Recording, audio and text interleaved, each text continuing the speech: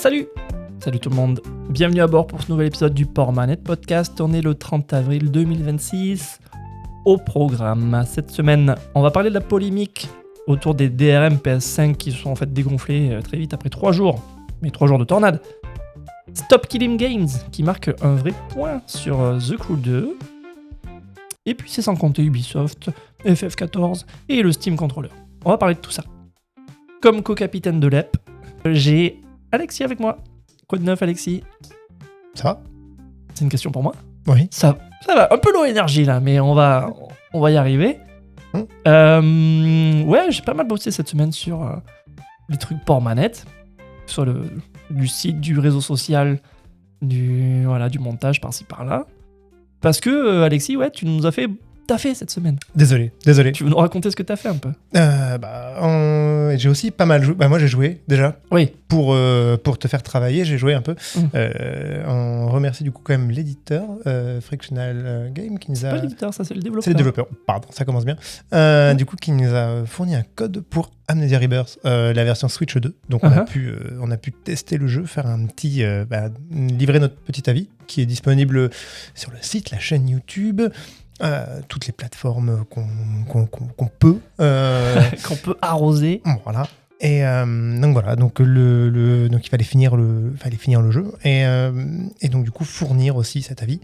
Et donc voilà, donc tu as travaillé d'arrache-pied pour faire tout ça, ce qui explique ces magnifiques cernes. Ah oui. Que donc, tu portes également, avouons-le. On n'est pas tous les deux très frais. Et donc toi, t'as pu jouer quand même ou pas? Un tout petit peu. J'ai avancé à Pragmata.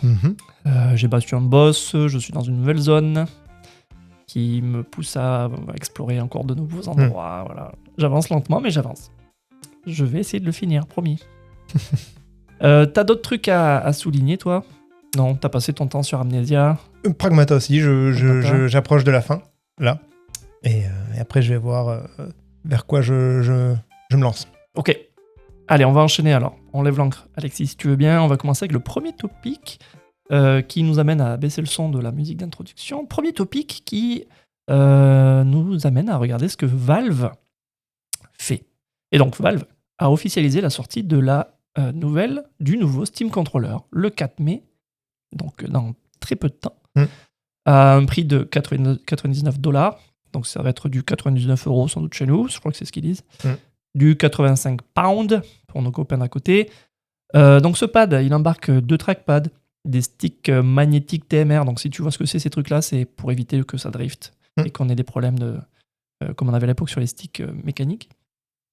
Donc c'est intéressant. Il y a du gyroscope, il y a 4 back buttons, donc c'est à l'arrière, bam bam bam, tu peux mapper ça sur ce que tu veux. Et apparemment pas mal d'autonomie en termes de batoche. Ils annoncent 35 heures en usage normal. Mais Valve sort la manette seule. La Steam Machine et la Steam Frame, ça reste sans date. Elle reste hackée. Donc il y a des communiqués de presse à ce sujet, il y a des pages web qu'on peut lire. Donc il y a leur ingénieur hardware qui s'appelle Steve Cardinali qui a expliqué à plusieurs publications, notamment à Polygon, que la manette en fait elle part en premier parce que il n'y a pas de RAM dedans. Donc elle n'est pas affectée par la pénurie actuelle. Et donc il y a plusieurs leakers qui enchaînent sur cette histoire en affirmant que en fait les prix actuellement là, en interne de la Steam Machine, ils ont carrément explosé à cause de ces pénuries par rapport aux cibles initiales qu'ils étaient fixées avant la crise. Et donc que ce soit la Steam Machine ou que ce soit la Steam Frame, les deux sont impactés, mais apparemment c'est la Steam Machine la plus impactée des deux par ces hausses de prix. Donc voilà, donc ça fait 6 mois en fait, tu vois, que le Valve nous fait miroiter ce joli triptyque, le contrôleur, la machine, la frame, comme un espèce de grand retour de Valve dans le salon. Et au final, c'est la manette qui sort en premier, parce qu'il n'y a pas de RAM dedans. Et donc c'est peut-être tu vois, c'est peut-être un bon symbole de tout ce qui touche à la mémoire. Tu vois, tout ça est paralysé, tout ça ne peut pas sortir. Et puis voilà, donc ça fait une nouvelle manette à 99 balles qui marche sur PC en gros. Tu peux pas la brancher sur tes consoles de salon. C'est le prix d'un Pro Controller Switch 2, donc on n'est pas dans du méga premium, mais on est dans du presque premium, on va dire. Donc c'est pas trop délirant non plus en termes de tarot. Est-ce qu'elle t'attire cette manette Ou est-ce que tu es plutôt, je reste sur ma DualSense, la manette Play 5, ou est-ce que je reste sur ma manette Xbox habituelle sur PC? Alors, c'est vrai que pour le coup, la manette, elle apporte quand même pas mal de trucs qui sont intéressants. En termes de. Déjà, la techno que les sticks ils amènent, c'est le TMR, c'est pas du Hall Effect. C'est encore une autre techno pour éviter le stick drift. Donc, ça, c'est plutôt cool. C'est pas mal. Il y a aussi le fait de pouvoir charger la manette sans fil. Oui, avec le petit dongle. Là. Ouais, alors ça peut paraître un peu con, quoi. Mais aujourd'hui, c'est vrai qu'on a toujours des câbles à brancher, on a toujours des petits trucs. Et ça, c'est pas mal aussi. Bon, les trackpads, ça, c'est vrai que c'est assez nouveau aussi. Enfin, en tout cas, c'est nouveau pour le monde console, on va dire. Pour de la manette, traditionnelle. Ouais.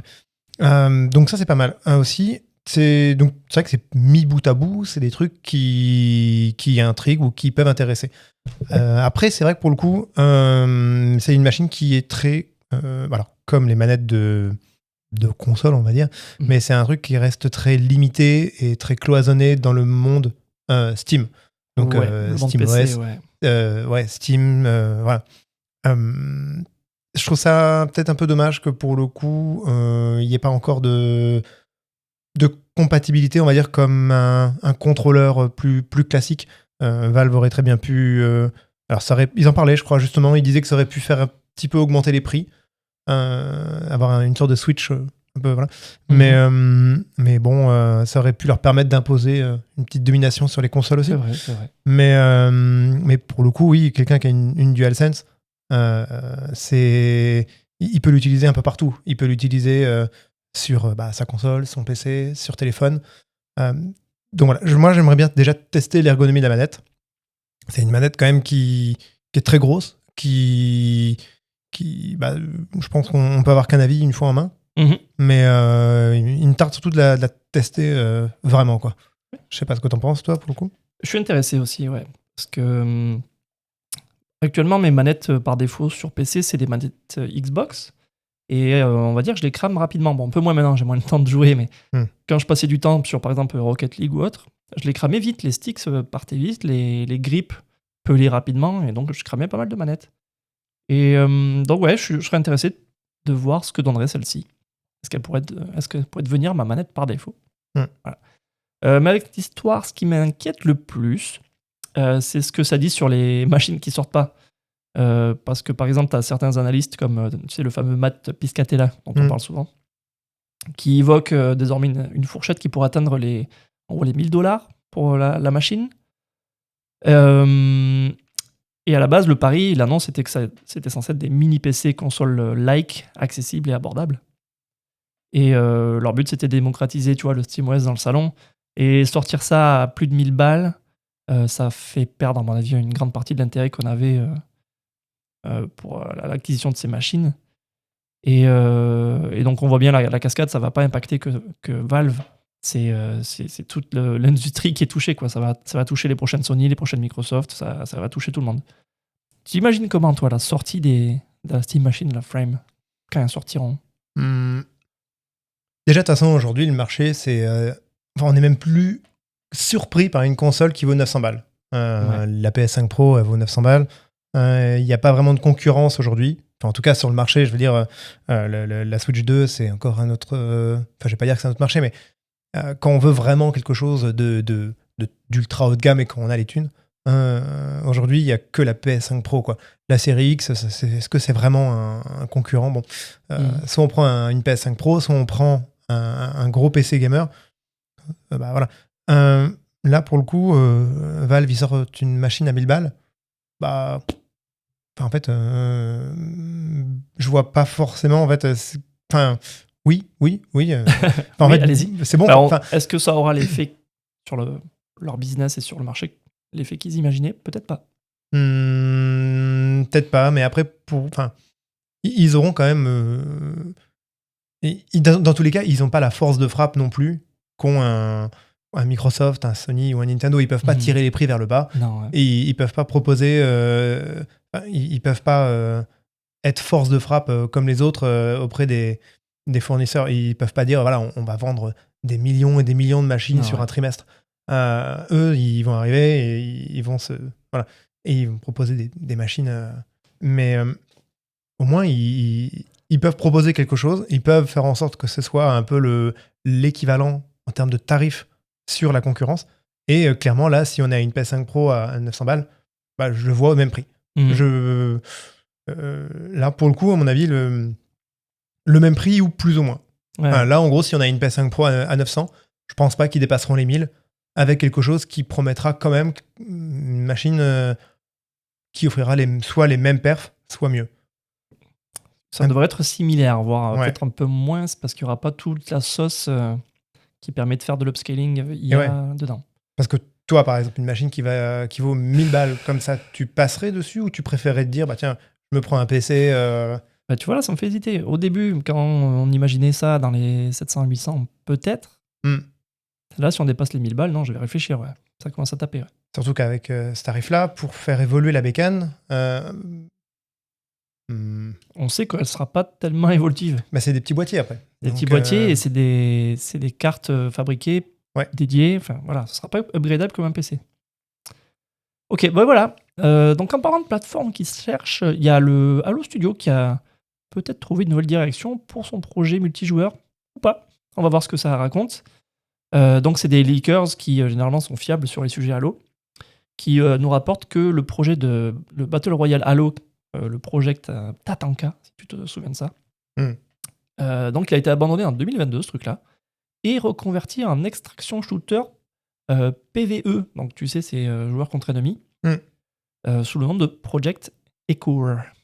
Donc, apparemment, ce projet il a été développé jusqu'à au moins fin 2023, mais le statut actuel est flou. On ne sait pas si c'est une expérience standalone, avec un mode intégré au prochain Halo, ou est-ce que c'est... Enfin, c'est ça, tu vois. Est-ce que c'est un Halo ou intégré ? Et on sait que le Halo Studio, il bascule en parallèle sur le UE5, le moteur de 3D UE5, pour le Campaign Evolve. Donc, ce switch vers le extraction shooter, c'est un truc très à la mode. C'est un petit contexte, si tu veux, pour qu'on parle de qu'est-ce que c'est que ça, le extraction shooter. Il y a un jeu qui s'appelle Tarkov, qui, voilà, il y a une grosse commu autour de ce jeu depuis le 2017. On a Marathon, qui a marqué la critique, mais qui est en train lentement de couler en termes d'audience. Les gens reviennent pas forcément dessus. Mais on a surtout Arc Raiders, qui, lancé fin 2025, cartonne pas mal. Et qui est un des 5 jeux les plus joués sur Steam de ce début d'année. D'ailleurs, c'est marrant à dire, mais Marathon qui a été fait par Bungie, et Bungie qui était à la base... À la base de créateur de Halo. Ouais. Et donc ce genre le extraction shooter, il est en pleine explosion. Et par comparaison, la Battle Royale, elle est en perte de vitesse complète. Et donc, dans ce genre-là, t'as Fortnite qui tient, t'as Warzone qui tient, t'as Apex qui traîne la patte. Apex, on n'en parle plus trop. Et personne n'a réussi à percer et devenir le nouveau challenger dans ce domaine depuis, en gros, 2021, quoi. Donc, quand on entend parler de ce Halo qui passe de Battle Royale à extraction shooter, sur le papier, on se dit, bon, c'est peut-être un bon réflexe. Ils ont vu que le Battle Royale était en train de couler et ils pivotent. Sauf que le timing semble un peu, on va dire, cruel, avec Arc Raiders qui domine et avec Marathon qui n'arrive pas à décoller du tout. Donc on se demande, tu fais quoi de différent avec Halo dans cet univers ? Est-ce que tu mets des Spartiates, des Spartans dans ton jeu, alors que ton jeu marchait peut-être déjà bien comme ça ? Donc je sais pas, ça te dit quelque chose toi, ce Halo en extraction shooter, ou est-ce que c'est Microsoft encore qui court après des trends au lieu d'essayer de définir ses propres trends à eux ? Halo, c'est une licence quand même qui a un petit peu redéfini le multi-console, le multi-FPS console quand il est sorti. Carrément, ouais. Sur Xbox. Là, je regardais tout à l'heure. Halo Infinite, je crois que c'est quand même plus de 20 millions de joueurs qui ont mis leurs pattes dessus. C'est pas rien. C'est une grosse licence, je pense. Ce serait pas forcément un mauvais choix de balancer, en tout cas, un message fort, un remake du premier Halo. Avec ça ? Ouais. Et qui, du coup, serait proposé partout. Le mettre d'utiliser l'UE5 pour simplifier peut-être les devs et de en tout cas remettre un Halo en extraction shooter pourrait le faire. Ouais, justement, tu parles de imaginer l'associer au Halo 1. alors que c'est l'identité de Halo, historiquement c'est ça, tu vois, c'est du arena shooter comme tu disais, c'est à l'ancienne. C'est des maps fermées, symétriques, avec un gameplay fun et ultra bien taillé, quoi. Et si tu transformes ça en extraction shooter, c'est tu remplaces ce que faisait l'ADN d'Halo par autre chose. Et après, tu peux toujours le remplacer ou tu peux essayer de dire qu'on tente d'avoir, avec le remake du premier Halo, le même effet qu'a eu en son temps le premier Halo. Avec l'arena shooter, peut-être. La différence que là, il y a eu des noms qui ont été cités. Par exemple, il y a eu Ark Riders, Marathon, tout ça. C'est des jeux qui ont eu à se faire en partant de rien, en fait. Halo, il va arriver et il a déjà une communauté, en fait. Il est déjà... Il y a des gens qui ont déjà des a priori et des habitudes. Et, Ouais. Après, effectivement, il y a ça aussi. Mais c'est vrai que c'est déjà des gens qui vont, je pense, rien qu'en disant c'est le Halo, le premier, rien qu'avec le nom Halo dessus, de toute façon, le jeu va taper 10 millions de ventes en un week-end, quoi. Ouais. Donc, ils savent déjà qu'ils auront des gens qui vont tenter et qui vont se mettre sur le multi. Ouais. Donc, ils peuvent au moins essayer de faire ça. Après, rien ne les empêche d'intégrer un mode multi classique aussi à côté, mais après, ça serait parasiter un peu le... Ce serait un peu parasité, ce serait beaucoup de boulot. Et puis bon, une fois de plus, voilà, c'était des rumeurs, mais c'est basé sur un peu de concret, on a l'impression. Voilà pour cette histoire de Halo qui semble changer de format. On va parler maintenant de Square Enix, qui apparemment, c'est ce qui... Eux, ils changent pas de formule, au contraire, ils vont même tartiner leur formule existante chez tout le monde avec, on va parler de ça, de la sortie de FF14 sur Switch 2. Donc, prépare-toi, je vais lâcher des mots-clés. Tu vas me dire si tu comprends tout ce que je dis, ok ? Parce que du coup, tu as Square Enix qui a fait 2 annonces en parallèle, 2 annonces majeures. D'abord, Evercold, c'est la 6e extension de FF14, prévue pour janvier 2027. Elle ouvre la Godless Realms saga, amorcée avec Dawntrail, et ça amène les joueurs dans le Fourth, qui est un reflet d'Idailin englouti par les glaces, Alexis. Et du coup, ça introduit 2 nouveaux jobs, un système de combat avec 2 modes, Reborn et Evolved. Et la deuxième info, après celle-ci, qui était déjà ultra intense, c'est que tout ce bazar, ça débarque enfin sur Switch 2, cet été, en août. Avec, donc, tu as 1 mois d'Early Access pour découvrir tout ce bazar. Et après, le petit piège, c'est que la version Switch 2 nécessitera un abo séparé de l'abo FF14 que tu payes déjà sur ton PC, par exemple. Il faudra payer un abo à un prix légèrement réduit, genre 50%, il me semble, c'est ça la news ? Ouais. Et quand même, l'info à souligner, c'est qu'il n'y a pas besoin du Nintendo Switch Online pour y jouer, vu que en fait, tu passes par les infrastructures réseau de Square Enix. Mais voilà, tu as quand même un petit abo en plus à taper. Alors 50% si tu as déjà l'autre abo. Hein. Pardon, oui. Sinon, c'est quand même le prix. Sinon, c'est le prix complet. Ouais. Voilà, la réduction, c'est si tu as déjà un abo sur PC. Voilà, tout ça. Pas choqué par tous les mots-clés, ça va, on continue. Vas-y, tu peux respirer. Ouais. Est-ce que tu as déjà mis les pieds dans FF14, toi ou Non. Moi, les MMO, c'est pas... Les MMO, ça me fait peur, déjà. T'as peur de toi-même ? Les deux. Ok. D'accord.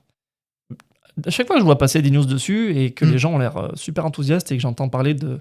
C'est la meilleure histoire FF, elle est dans ce jeu. Mais comment c'est possible ? Est-ce que je dois y jouer pour comprendre de quoi ça parle ? Et puis après, je lis des articles comme ça et je me dis, j'ai rien compris, j'ai pas envie de m'y mettre. C'est surtout un jeu qui... Enfin, je trouve, FF14, quand il est sorti, je crois qu'au bout de 2 ans, il était limite considéré comme étant mort. Il me semble, dans mes souvenirs. Et aujourd'hui, il est presque considéré comme étant l'un des ou le plus gros MMORPG c'est fou. En cours, ouais. Donc je trouve ça assez ouf, ouais. Ouais. Et à propos de cet abo séparé sur la Switch 2, donc c'est le côté un peu moins sympa de cette news, t'as le créateur du jeu lui-même qui expliquait que c'était une décision de Nintendo après des mois de discussion, donc tu comprends qu'ils ont essayé de dealer quelque chose de pas trop dégueulasse. Mais concrètement, si t'as un joueur PC qui paye déjà les 13 ou 14 balles par mois que ça coûte et qui veut jouer en Switch 2, il va falloir qu'il paye un petit peu plus, quoi. Donc, voilà. Et voilà, c'est ça qui est un petit peu gênant avec cette histoire, parce que mes MMO, où tu as ta progression qui est partout synchronisée, ça colle pas trop avec le principe du MMO où ton compte marche partout, quoi. Donc Est-ce que tu as une idée de ce qui a pu se passer dans ces discussions avec Nintendo? Est-ce qu'ils se prennent une commission sur l'abo? Est-ce qu'ils payent le reste de l'abo ou... C'est vrai qu'on ne sait pas du coup en fait. On ne sait pas si Nintendo a dit vous faites payer quand même. On ne sait pas si c'est Square qui s'est dit il faut rentabiliser quand même le dev du jeu sur Twitch, parce que pour le coup il fallait quand même, je pense, tout refaire. Et donc Nintendo a essayé de gratter quand même 50% pour eux, parce qu'effectivement il faut savoir que là le Switch Online n'est pas nécessaire pour jouer. Sur les machines Sony, je crois qu'il n'y a pas besoin du PlayStation Plus, mais sur Xbox, il faut l'abonnement quand même. Apparemment. Donc, voilà, est-ce que c'est on ne sait pas trop si c'est une négo vers le haut ou vers le bas. Ça, je pense qu'on ne le saura jamais de toute façon. Après, effectivement, tout coûte de plus en plus cher aujourd'hui. Clairement, je pense que l'arrivée de... Alors, autant, ça va peut-être pas avoir un impact... monstrueux en Europe, aux US. Ça aura un petit impact, je pense, mais voilà.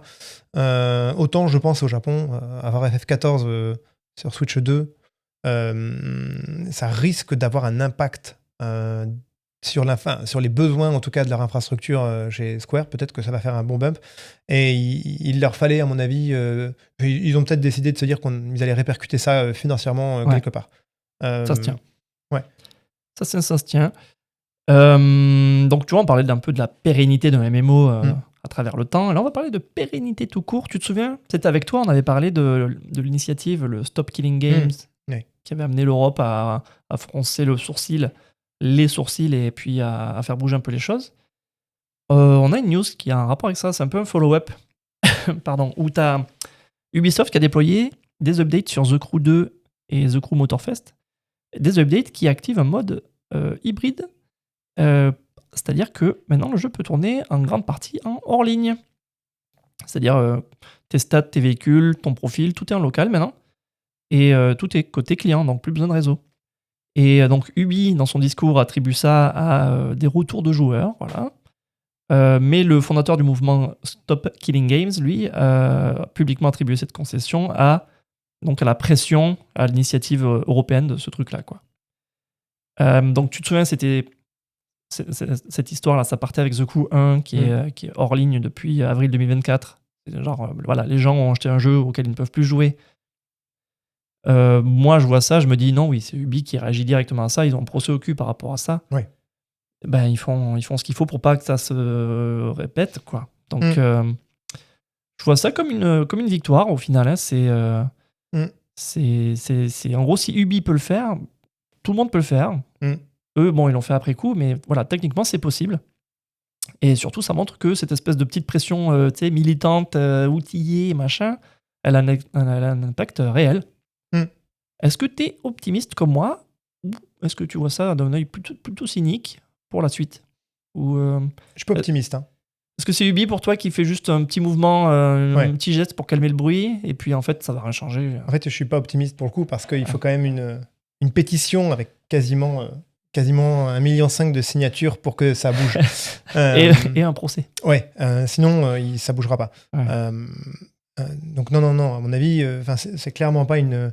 Est-ce que c'est une victoire? Oui. Après, comme on dit toujours, c'est quoi déjà l'expression? La victoire est gagnée, mais la guerre l'est pas, ou je vois ce que tu veux dire. Une bataille de perdu, mais la guerre... bref. Un de perdu, 10 autres... Enfin bref. Mais là, clairement, je pense que c'est vraiment... on a peut-être... c'est peut-être gagné quelque chose. Mais en fait, au final, il y aurait tellement à faire. C'est vraiment parce qu'il a fallu forcer la main à Ubisoft. Donc non, oui, effectivement, c'est déjà ça, c'est ça de gagner. Mais quand on voit ce qu'il a fallu faire, en fait, c'est par rapport à tout ce qu'ils ont pu ou tout ce qu'ils vont pouvoir débrancher. Le fait qu'ils aient débranché en partie The Crew 2, oui, très bien. Mais bon, il y en a tellement à faire aussi. Après, par contre, je trouve ça étonnant pour le coup que Ubisoft n'est... Surtout qu'en ce moment, Ubisoft, ils sont un peu dans la tourmente. Ouais. Et je me demande pourquoi ils n'ont pas dit... Alors là, ils ont dit que c'était le retour des joueurs. Pourquoi ils n'ont pas dit OK, on a... Alors, ça aurait pu être mal perçu, mais pourquoi ils n'ont pas dit OK, on a merdé, on a compris, on va on va faire en sorte que de marcher dans la volonté des joueurs. Que genre dorénavant, on va faire ce qu'il faut. On va faire attention, on est désolé. Et ça aurait pu, je pense... Je pense qu'ils veulent pas s'engager, juste, c'est tout. Ouais. Oui, clairement. Après, parce que ça veut dire que s'ils disent quelque chose, ça veut aussi dire que derrière, les joueurs vont être scrupuleux. Tous les prochains seront observés, scrutés. Ouais. Donc, ouais. Ben, on va continuer de parler d'Ubi, qui continue à être sous pression. Et cette fois-ci, c'est au niveau de la licence Assassin's Creed. Il y a 3 news cette semaine qui sont sorties qui racontent un peu, les 3, la même chose. On va commencer avec d'abord des news sur le Assassin's Creed projet Eggs. Donc, selon Insider Gaming, il y a environ 50 devs qui ont été retirés du projet et qui ont été basculés dans une espèce d'univers parallèle, la team Enter Project d'Ubisoft, dans laquelle, quand tu t'y retrouves, tu as 3 mois pour trouver un autre projet sous peine de licenciement. Voilà. C'est pas mal, ça. Pas mal, cette espèce de recoin. Il doit y avoir une bonne ambiance là-dedans. Donc, ce fameux jeu, il était prévu pour juin 2027. Il pourrait se décaler vers la fin de l'année. Il y a le directeur du jeu, le game director, qui a quitté le projet pour faire de l'indé, comme la plupart des gens. Et le directeur créatif, le Jean Guédon, on avait parlé de lui à un moment donné, quand il était revenu sur le projet, on apprend qu'il retire des éléments surnaturels du jeu pour peut-être retailler le jeu à son goût, on ne sait pas trop. En parallèle de tout ça, tu as Ubi qui a annoncé que le Black Flag Resynced sortirait dans l'été et que il y aurait quelques remaniements, tout ça. Donc on avait parlé aussi un peu la dernière fois. Et le dernier morceau dont on parle, c'est suite à cette histoire de remake de Black Flag, on apprend qu'il y aura peut-être aussi le premier Assassin's Creed qui est en train d'être remaké, qui viserait pareil fin 2027 pour sortir. Et donc si on rembobine, ce Assassin's Creed Eggs, c'était censé être un peu un moment de respiration pour la licence, tu vois, un peu un coup de fraîcheur. Plus court, plus narratif, une nouvelle ambiance qu'on n'avait jamais vue et qu'on voit rarement dans les jeux. Ça se passerait à l'époque du Saint-Empire romain, tu sais, et mélangé avec l'univers des sorcières. Ça pourrait être intéressant. L'idée, c'était de sortir de ces gros RPG open world énormes façon Valhalla. Mais de ce qu'on comprend, c'est le projet, il a l'air de vaciller un tout petit peu. Vu de loin, en tout cas. Avec les 2 directeurs qui partent, les devs à moins. Bon, ça fait bizarre, quoi. Est-ce que tu crois encore à ce projet ? Est-ce que tu y as cru ? Ou est-ce que tu préférais que ils arrêtent d'en parler, ou ils annulent, ou ils passent à autre chose ? T'en penses quoi, toi, de ce truc-là ? Le problème, c'est que j'ai l'impression surtout que là, Ubisoft est en train de tout miser sur sa poule aux œufs d'or, qui est Assassin's Creed. Et à un moment, en fait, je me demande... Il y a pas mal de licences, parfois, qui, quand on sent, en fait, que le pitch du truc commence à devenir un petit peu ambitieux, on le rattache à une licence un peu connue pour essayer d'en faire un truc un peu vendeur, quoi. Je crois que c'est ce qui avait été fait avec Resident Evil le 7, où ils avaient ramené le truc. Peut-être que là, en fait, pour ce jeu, il faudrait peut-être... le débrander, tu veux dire ? Le débrander, ouais. Le premier Assassin's Creed, c'était un Prince of Persia à la base. Ouais. Donc là, pour le coup, peut-être qu'il faudrait juste, en fait, effectivement, le débrander de Assassin's Creed pour retirer cette pseudo-pression et accepter d'en faire un double A, voilà, et avec un tarif un peu plus... aujourd'hui, Ubisoft peut se permettre de vendre des jeux à 30-40 balles, c'est pas un problème. Je veux dire, aujourd'hui, il a, au fil du temps, là, le Prince of Persia, qui était en 2D, qui est sorti il y a 3 ans, et il a bien marché quand même au fil du temps. Il a fallu quelques temps, mais il a bien marché. Donc là, pour le coup, c'est en tout cas un jeu comme ça qui change de la formule qu'on a tout le temps. Oui, pourquoi pas. Pourquoi pas. Même, on a envie de dire, allez-y, oui. Montrez-nous. Ouais, c'est parce que si c'est pour bouffer, en fait, toujours les mêmes les mêmes mécaniques. Ouais. En fait, la licence, je trouve que depuis Origin, je crois que... Non, pas Origin, c'était quoi celui en Grèce Origin, c'était celui en Grèce. C'est l'Égypte, ça. Ouais, comment il s'appelle, celui qu'ils avaient refait, qui était un reboot de la licence. Ils avaient fait la pause, c'était avant Origins. Tu me poses une colle, je sais plus. Tant pis. Tant pis. Mais en tout cas, quand ils ont fait la pause et qu'ils ont fait le premier qui était dans en Égypte, du coup, là, à partir de ces épisodes-là, le jeu a quand même... Il y a eu 2 ou 3 épisodes qui ont suivi. Le jeu a commencé à retourner un petit peu en rond. On revenait avec des épisodes un petit peu réguliers et c'était déjà un peu de trop. En fait, la pause a été bénéfique, mais là, il faut parfois essayer de refaire des petites pauses régulières, quoi. Ouais. Bon, apparemment, c'est peut-être pas le cas parce qu'avec les histoires de remake, encore, ouais. Si en plus ils refont le remake du 1, est-ce que tu les vois basculer vers un système de remake comme ce que fait Konami avec Metal Gear ou Capcom avec les RE? Alors, moi, pour le 4, moi, je vois ça surtout comme étant l'opportunité du serpent qui se mord un peu la queue. Avec, il y a eu le 4 qui a été un peu le Skull and Bones qui était sorti un peu après. Ouais. Et là, du coup, mon avis, le 4, c'est aussi mettre à profit ce qu'ils ont fait dans Skull and Bones pour le remettre dedans. Oui. Refaire un peu un 4, remettre un peu tout ça d'équerre. Là, ce qui est bizarre, c'est que apparemment dans le remake du Black Flag, ils enlèvent les phases de monde moderne.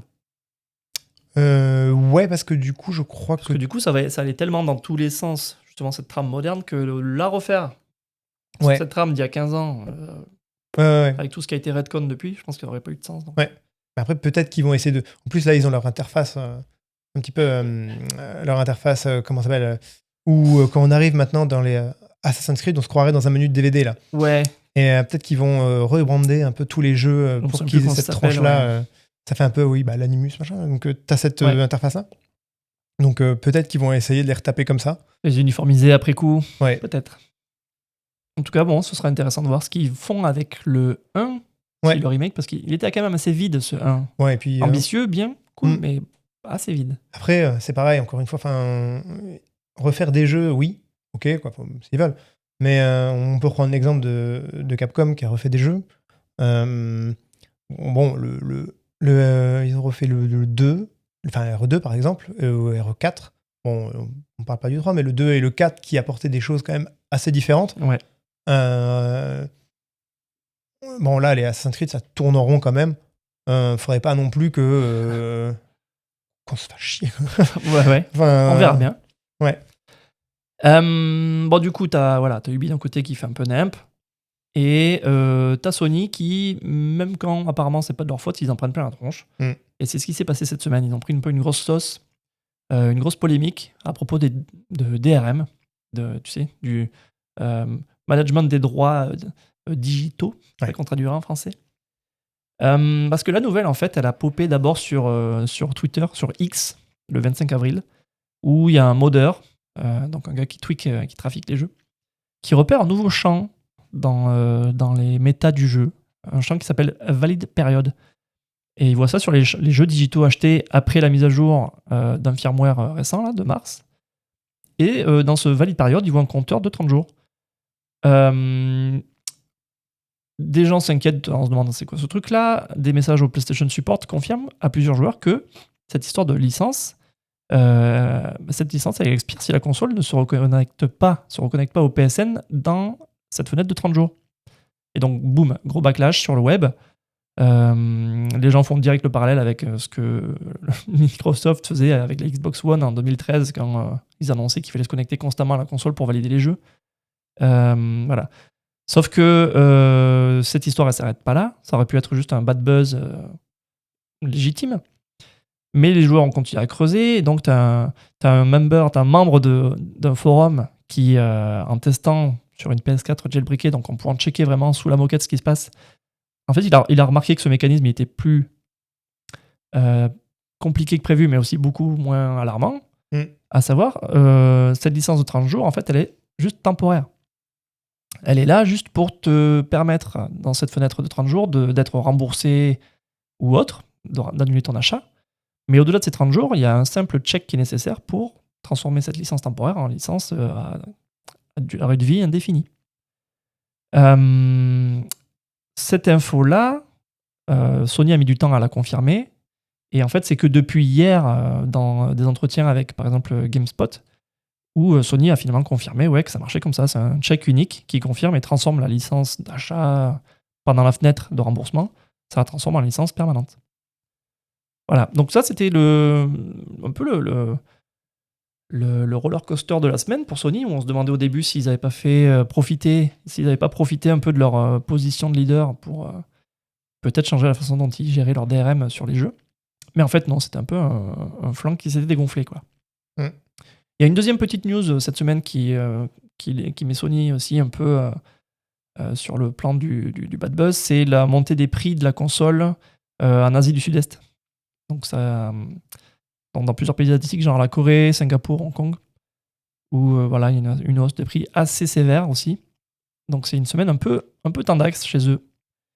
Mais bon, si on revient sur cette histoire de DRM, c'est intéressant de voir comme une news incomplète où tu vois, ça se met à galoper, devient viral, alors que le truc de départ peut-être a été mal lu, mal compris.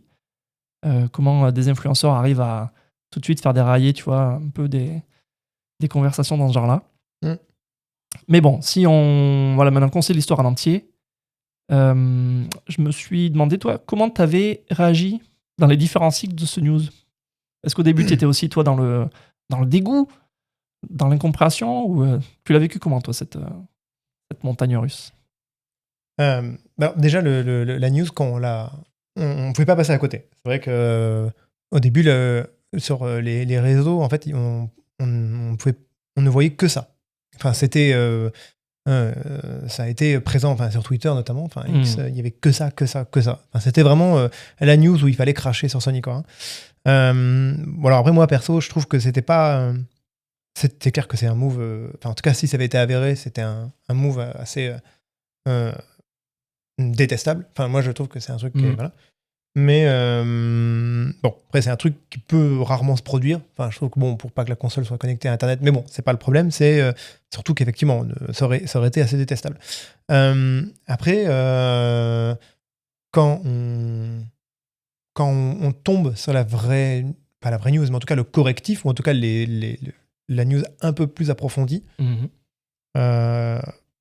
on rentre un peu plus dans le détail, on voit que c'est pour des questions de sécurité, se rendre compte que c'est des gens qui ont pu profiter potentiellement d'une faille, que ce check il se fait qu'une fois, et qu'au bout de 30 jours, il faut que la console soit connectée une fois à Internet. Alors effectivement, c'est un truc qu'il faut que la console soit connectée une fois. Entre les 14 et les 30e jours. En fait, une fois, voilà. Ça peut gêner des gens. Hein. Ça peut gêner. Il faut que ta console soit pas connectée sur Internet. Voilà.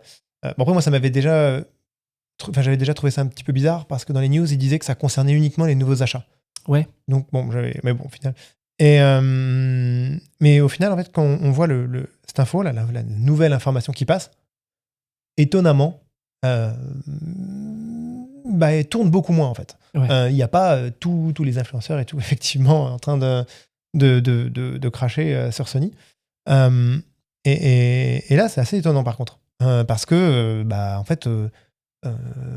tous les il y a beaucoup de feux de fumée, mais en fait pour pas grand chose en fait au final, parce que c'est beaucoup de fumée, pas assez de feu. Et oui, donc je trouve que c'est assez surprenant, parce que ça aurait été pas mal en fait de dire non, mais en fait c'est bon, calmez-vous les gars, il y a pas grand chose, quoi. Parce que là, ce qu'on retiendra de l'histoire, c'est qu'effectivement il y a un DRM de 30 jours. C'est ça. Mais en fait non, enfin en tout cas il y a une vérification supplémentaire entre le 15e et le 30e jour, quoi. C'est ça. Tu résumes bien la situation. Et parce que pour le coup, toi, s'il y avait eu un DRM de 30 jours véritable... Ouais, ça m'aurait pas plu non plus. Ouais. Et effectivement, j'étais déjà aussi en train de me dire, mais attends, c'est exactement ce qu'ils reprochaient à Xbox à l'époque. Ouais. C'est un peu con qu'ils se mettent à faire ça maintenant. Mais comme à chaque fois sur le net, c'est bien d'attendre un tout petit peu avant de parler des news, parce que souvent, la version officielle, la version complète arrive plus tard. Voilà. Si tu veux bien, on va passer directement à la partie avis et critiques. On a fait le tour de ce qu'on voulait dire cette semaine. On va faire juste un petit arrêt sur les jeux sortis cette semaine. Est-ce que tu veux refaire un petit topo sur Amnesia ? Oui. En 3 mots, nous redire ce que tu en as pensé. En 3 mots, à qui s'adresse ce jeu ? Alors, déjà, le jeu, bon, il est déjà disponible depuis quand même quelques temps, un petit peu partout, sur PS4, PS5, PC, Xbox. Voilà. Là, il sort vraiment sur Switch 2 depuis aujourd'hui ou hier. Mais non, aujourd'hui, je me croyais Ouais, vendre. c'est aujourd'hui. Je me croyais vendredi. No. Donc voilà, c'est vraiment la version Switch 2 qui sort. Donc techniquement, il faut savoir qu'on est quand même au niveau de la version PS4. Hein. C'est à peu près pour situer le portage. Donc c'est quand même un jeu que je conseille, surtout aux nouveaux venus en fait, qui voudraient découvrir la saga Amnesia. Pour le coup, le jeu a une narration qui est assez forte. C'est un jeu qui va être aussi plus accessible que le premier. Donc le premier, j'entends The Dark Descent. Mais pour les gros fans de The Dark Descent, pour le coup, je pense qu'il va leur manquer quelque chose. Il va leur manquer cette adrénaline, cette horreur. Amnesia Rebirth, c'est un peu plus en retrait. Donc plus abordable pour les gens qui veulent découvrir l'univers, la série. Ouais, ça reste quand même un jeu qui a une tension, qui a une certaine peur quand même, mais qui reste plus narratif, moins... Amnesia Dark Descent, c'est vraiment une peur plus viscérale, quoi. Et ce côté accessible, en plus, ça tombe bien, c'est apparemment ce qu'ils voulaient faire en ressortant les jeux sur Switch 2, c'est taper dans un nouveau marché et trouver des nouveaux joueurs. Donc, tant mieux pour eux. De toute façon, c'est Amnesia Collection, je crois, qui contient Amnesia Dark Descent, Machine for Pigs et le DLC du premier. Est dispo depuis pas mal de temps déjà, donc voilà. Yes. Et l'autre sortie de la semaine dont on va parler, c'est Saros. Donc tu sais, c'est le nouveau jeu de Housemarque. Donc Housemarque qui revient avec un des jeux qui est déjà un des jeux des mieux notés de 2026. Tu vois, aux côtés de Resident Evil Requiem et de Pocopia et tout le bazar. Au-dessus de Returnal, donc c'est le jeu après lequel il s'inscrit, qui était à 86 sur OpenCritic, là, Housemarque. Le Saros, il est à 89 actuellement. Et apparemment, donc c'est un gros consensus, quasi consensus critique, c'est Returnal en plus accessible, plus narratif, qui garde quand même son ADN de Bullet Hell, tu sais, avec des projectiles plein l'écran, mélangés à du roguelike. Apparemment, ils ont appris un peu des petites erreurs qu'ils avaient fait dans Returnal en les corrigeant, en améliorant, voilà, tout ce qu'il fallait améliorer. Le seul bémol, apparemment, donc on parlait de la narration, un jeu un peu plus narratif. Apparemment, le seul bémol, c'est cette narration, où certains la trouvent un peu fade, un peu oubliable. Mais le gameplay semble tellement dingue que c'est pas ça qui va détourner les fans, apparemment. Est-ce que tu avais accroché sur Returnal ? T'avais joué à ça ? J'avais joué un peu à Returnal, j'avais bien aimé. Ouais. Mais du coup... Pareil, j'ai jamais eu le temps de le finir, pareil. Après, c'est assez hardcore quand même, et il faut du temps. Aussi mais Returnal, c'est un de ces jeux où je me dis... Tu vois, quand je me dis les jeux Play 5, à quoi je pense, il arrive très vite dans mon esprit, quoi. Donc je pense que Saros, ça va faire pareil. Et c'est marrant pour le coup, parce que je trouve qu'avec Returnal, ils ont... Et Saros, du coup, je trouve que c'est deux jeux qui sont un peu... C'est quand même quelque chose d'assez paradoxal dans l'univers PlayStation Studio. Ouais. Là où d'habitude, on est plutôt habitué aux productions cinématographiques très... j'allais dire presque film, jeu vidéo, quoi. Ouais. Pour moi, autant, je vais peut-être pas me faire que des copains, mais quand je jouais à Uncharted ou à un God of War, j'étais un peu un petit peu bâillant en train de jouer. Pour le coup, un Returnal, c'était quelque chose de beaucoup plus... je fais le parallèle avec ce qu'on disait la semaine dernière sur le jeu auquel on joue actuellement, tu sais. Pragmata. Sur Pragmata. Le parallèle avec ça, c'est apparemment, tu as l'impression que c'est un jeu où ils ont d'abord inventé un gameplay et des mécaniques de jeu, et puis autour, ils ont tricoté le reste du jeu. Un univers, une histoire. C'est un jeu vidéo. C'est un jeu vidéo. C'est pas un film qu'on transforme en jeu vidéo. C'est un jeu vidéo Pour moi, je les mets dans la même boîte, Returnal, Saros apparemment, et Pragmata. Je les mets dans le même tiroir, la même boîte. Ouais. Voilà. On va faire maintenant un petit coup d'œil sur la semaine prochaine qui, on le dit à chaque fois, j'ai l'impression, semaine assez calme.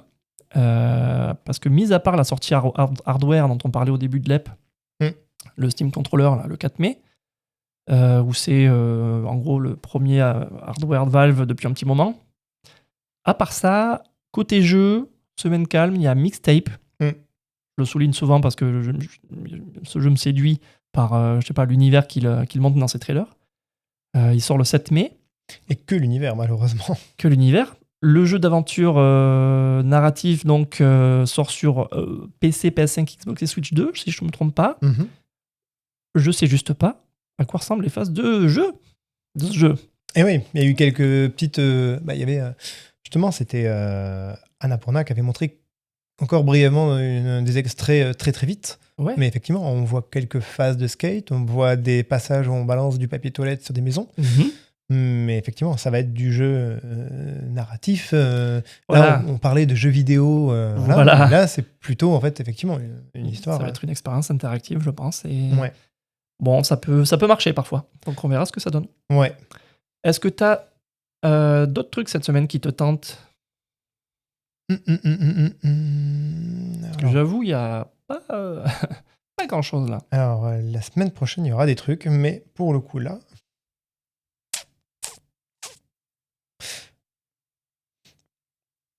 Alors, il y a une petite présentation, mais on tape sur le 10 mai, déjà, de Playism. Qui arrive déjà à la fin de la prochaine semaine. Ouais. Non, mais c'est vrai que Mixtape, pour le coup, j'attends quand même de voir ce que ça va donner. Ouais. En même temps, c'est pas plus mal, parce que j'ai des jeux à finir, ça commence à s'accumuler beaucoup trop. Là. Et il y a eu la démo de FF7, tu fais bien de le dire. Le Rebirth, qui est sorti sur Xbox et Switch 2. Ouais. Donc, ça peut être pas mal de faire ce truc-là aussi. Tout à fait. Et donc, on arrive au bout de l'épisode, Alexis, sur ces belles paroles. Donc, c'est tout pour aujourd'hui. Merci à toi. Toujours un plaisir de naviguer avec toi sur ces vagues de l'actualité. Et pareil. Et merci à vous d'avoir tenu le cap jusqu'au bout de cet épisode. Si le port manette vous plaît, parlez-en autour de vous. C'est le meilleur carburant pour que nous, on continue à avancer, tu vois. Et ben, à très vite. D'ici là, jouez bien. Bye bye.